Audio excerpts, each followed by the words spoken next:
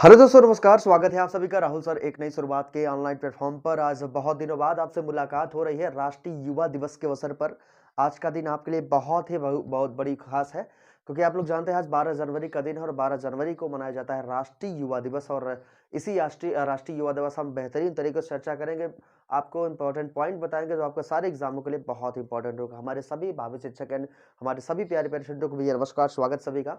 तो चलिए शुरुआत करते हैं। आज आपको बताते हैं आपको स्वामी विवेकानंद जी के बारे में। और स्वामी विवेकानंद का जन्म कब हुआ था, इनकी मृत्यु कब हुई थी, क्या-क्या बनते हैं आपके एग्जाम में इससे संबंधित क्वेश्चन और क्या रही हैं इनकी उपलब्धियां, इनके बारे में हम बेहतरीन तरीके से आपको बताते हैं। तो चलिए शुरुआत करते हैं आपको स्वामी विवेकानंद जी के बारे में। आज राष्ट्रीय युवा दिवस है और राष्ट्रीय युवा दिवस पर हमारे सभी भावी शिक्षक एंड सभी प्यारे पेरेंट्सों को हार्दिक हार्दिक शुभकामनाएं। तो चलिए आपको बताते हैं राष्ट्रीय युवा दिवस यानी कि स्वामी विवेकानंद जी के बारे में, उनका इतिहास। ठीक है, तो देखिए राष्ट्रीय युवा दिवस की बात करेंगे। आज 12 जनवरी है और प्रत्येक 12 जनवरी को क्या मनाया जाता है, राष्ट्रीय युवा दिवस आपका मनाया जाता है। बिल्कुल याद रखिएगा कब मनाया जाता है भैया, 12 जनवरी को, प्रत्येक 12 जनवरी को राष्ट्रीय युवा दिवस आपका मनाया जाता है। और किसके जन्म दिवस के अवसर पर मनाया जाता है आपको बिल्कुल पता है।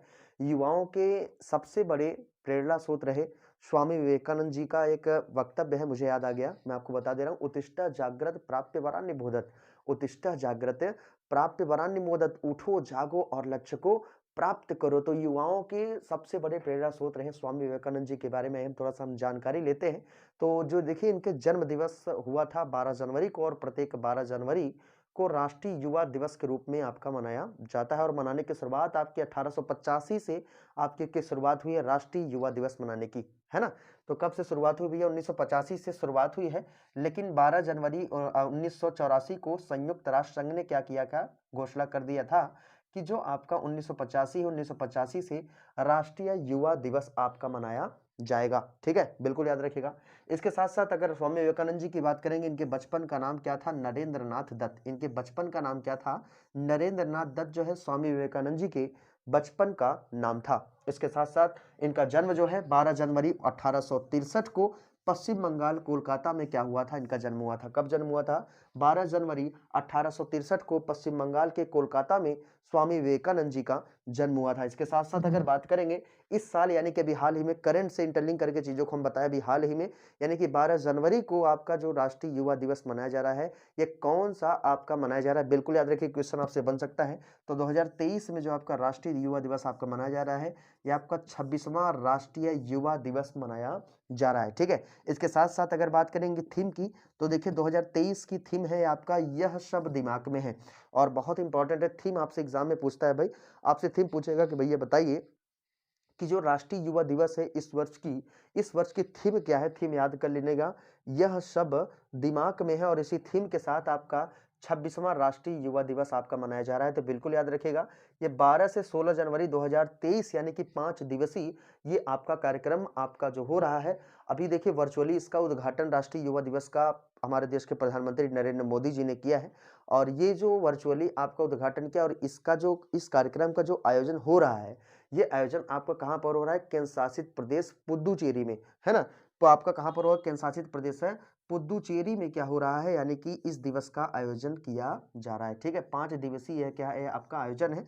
इसके साथ साथ इसका उद्देश्य क्या है आप देखिएगा, भारत के राष्ट्रीय एकता तथा युवाओं को क्या करना, जागरूक करना। यानी कि भारत की राष्ट्रीय एकता और युवाओं को क्या करना, जागरूक करना, ये आपका क्या है, एक उद्देश्य है राष्ट्रीय युवा दिवस मनाने की। ठीक है ना। अब देखिए राष्ट्रीय युवा दिवस की थीम आप जरूर से जरूर आप याद रखिएगा, 2023 की थीम है। तो 2023 का है तो भैया 2022 का भी आपसे पूछ सकता है।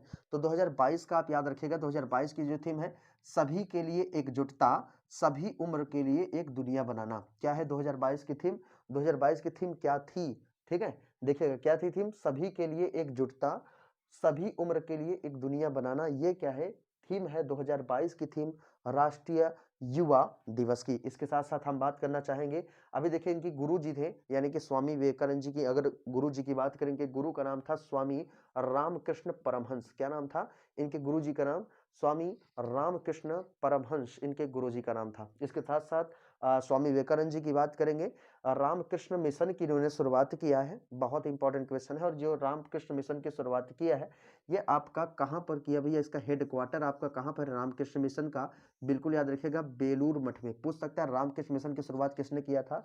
तो स्वामी विवेकानंद जी ने क्या किया था? रामकृष्ण मिशन की शुरुआत किया था, इसकी स्थापना किया था। इसके साथ-साथ हम आपको बताना चाहते हैं इसका हेडक्वार्टर आपका कहाँ पर है?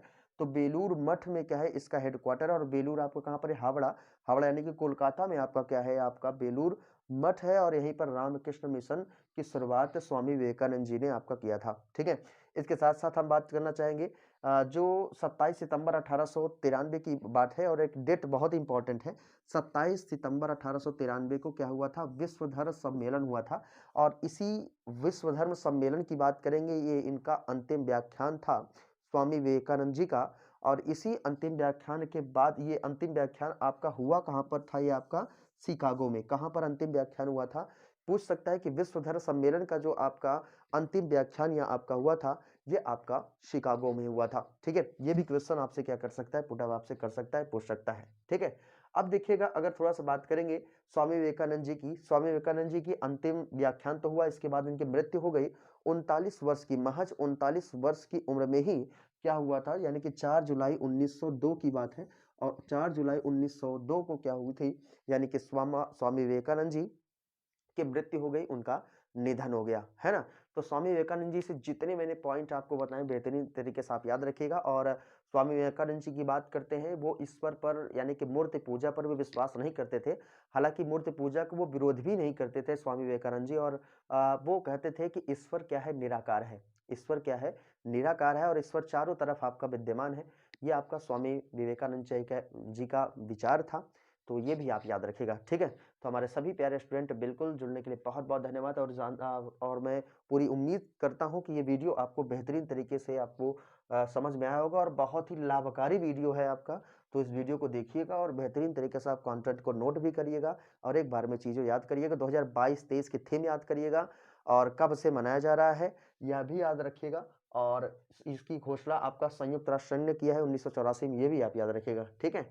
तो 39 वर्ष की उम्र में इनका निधन भी हो गया, ठीक है? तो इतने क्वेश्चन उम्मीद करता हूँ ये चीज़ें आपको समझ में आ गया होगा। तो आज चाहे आप यूपीपीसीएस का पेपर देने जा रहे हैं, चाहे आप केवीएस का पेपर दें, केवीएस बीआरटी का पेपर, चाहे आप आरओ एआरओ, चाहे बीपीएससी यानी कि बिहार पीसीएस का अगर आप पेपर देने जा रहे हैं, जो 12 फरवरी को है, तो हमारे सभी छात्रों के लिए, हमारे सभी प्यारे-प्यारे भावी शिक्षकों के लिए आपका ये बेहतरीन आपका कंटेंट है, इसको नोट करिएगा, बेहतरीन तरीके से आप पढ़िएगा, 2-3 बार वीडियो को पढ़िएगा, अपने आप चीज़ें जो आपकी काम की चीज़ें हैं, वो अपने आप याद हो जाएगा, ठीक है? तो ऐसे ही वीडियो हम आपके सामने लाते रहेंगे बेहतरीन तरीके से। अपना प्यार देने के लिए बहुत-बहुत धन्यवाद। मिलते हैं आपसे नेक्स्ट वीडियो में, तब तक के लिए दोस्तों जय हिंद, गुड बाय।